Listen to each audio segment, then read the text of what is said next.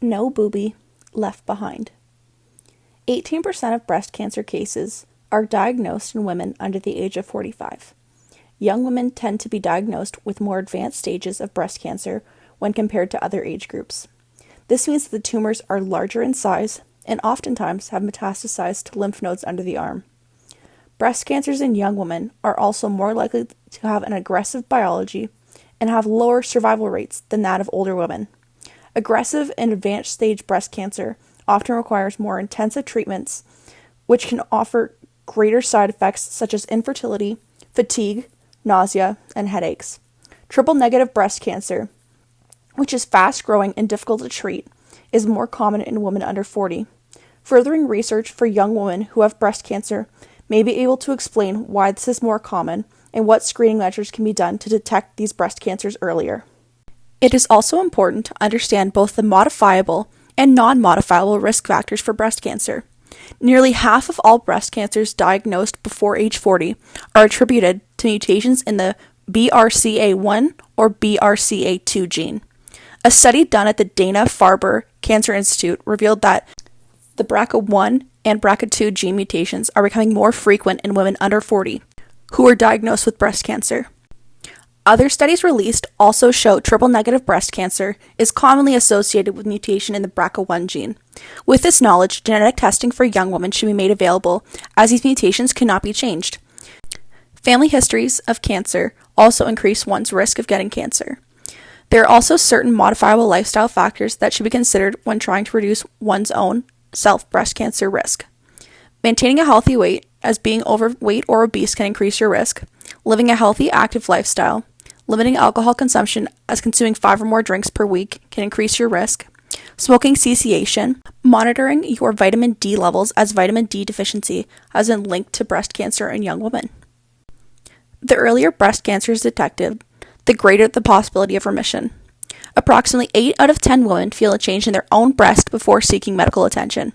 Performing a monthly self-breast exam is a great way to monitor your own breast health and is encouraged as a screening measure in the population, as they tend to have a denser breast tissue. Breast density refers to increased glandular tissue, which makes it difficult to distinguish from a mass or a tumor. This makes mammograms, something that is recommended in an older age group, less clear in young women, which is why self-screening is important in young women.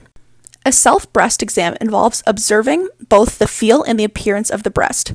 It is a great way to become familiar with your own unique breast anatomy, so you'll be able to notice any changes from the breast. Of note, it is recommended that you perform the self-breast exam in front of a mirror.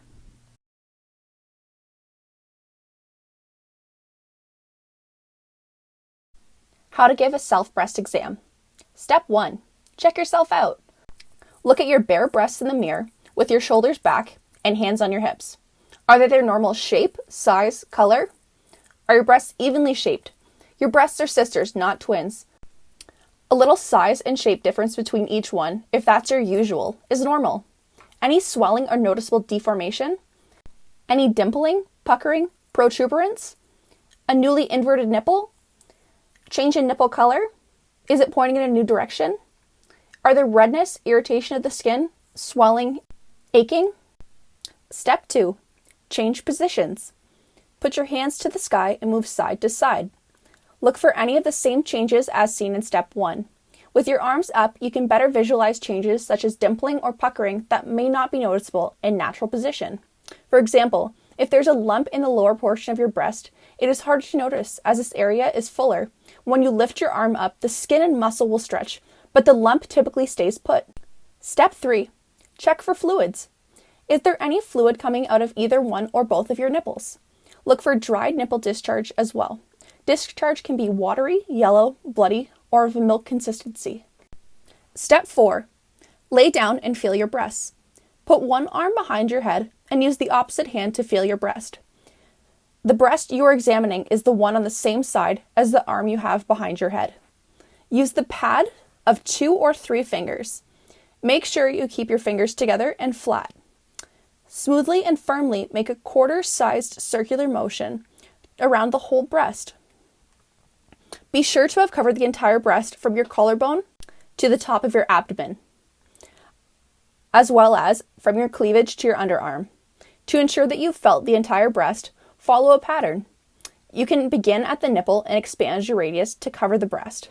A second pattern is to move your fingers up and down vertically in rows along the entire breast. To properly feel all the tissue of the breast, for each circle or row, apply light pressure to feel for tissue just beneath the skin, mild pressure for the tissue in the middle of the breast, and firm pressure for tissue deep within the breast. Step 5. Stand up and feel your breasts. Raise one arm and use the opposite hand to feel your breast. Follow the same instructions as in Step 4. How you can make a difference.